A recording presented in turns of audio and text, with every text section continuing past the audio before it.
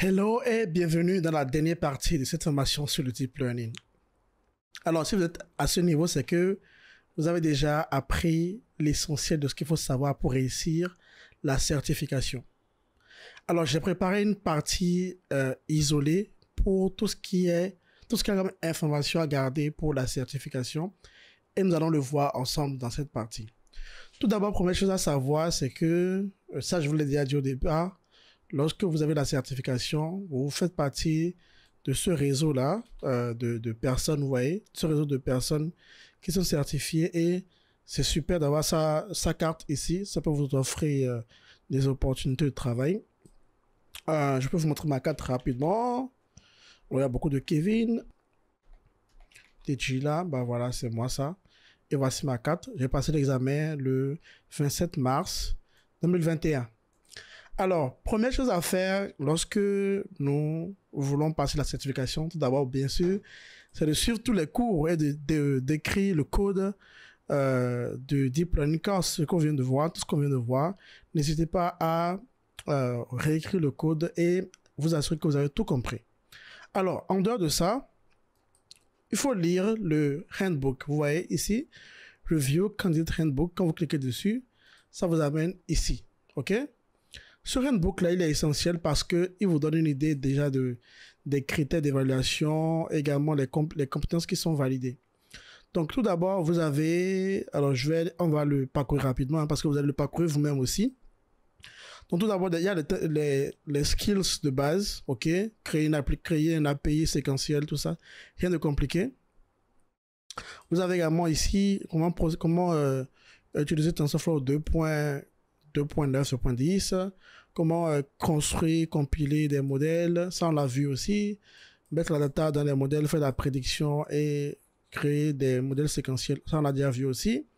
Comment faire de l'entraînement pour de la classification binaire, multiclasse, comment afficher le loss et l'accuracy d'un modèle entraîné, transfer learning, tout ça, on a vu tout ça ensemble. Test data, on a vu aussi. La classification d'images, on a vu aussi.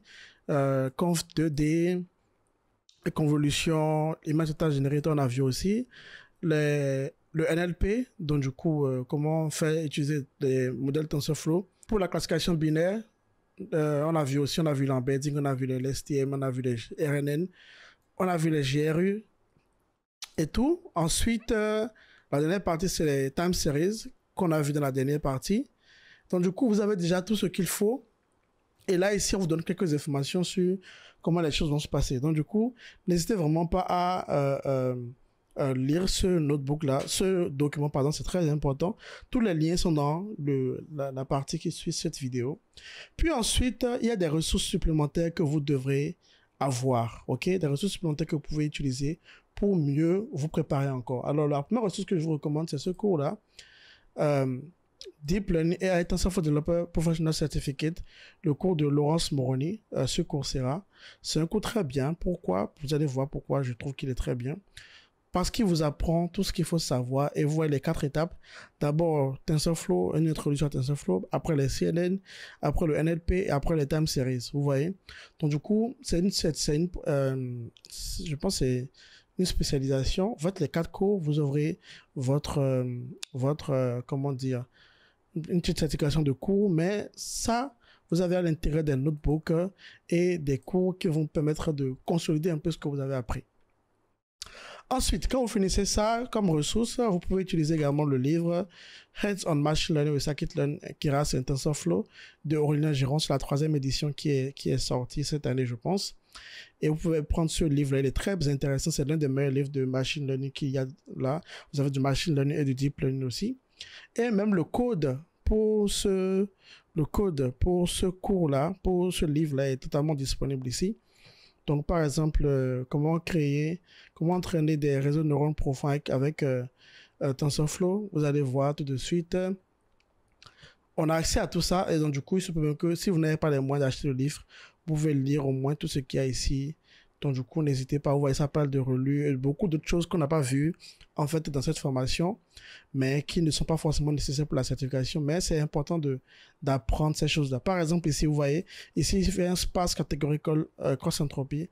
Ça, c'est lorsque on n'a pas fait de one-hot encoding. Donc, du coup, voilà des choses que vous pouvez apprendre en utilisant ces notebooks-là. Donc, je vous les recommande beaucoup, beaucoup, beaucoup, beaucoup.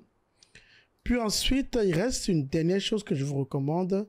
C'est un lien que j'ai trouvé avec beaucoup de ressources intéressantes que je vais vous montrer.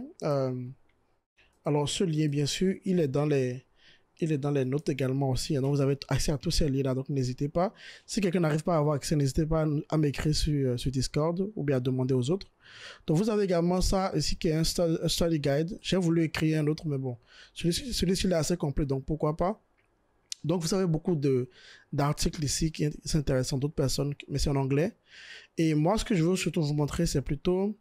Alors, vous avez des notebooks ici. Ouais, la partie 1, TensorFlow Basics.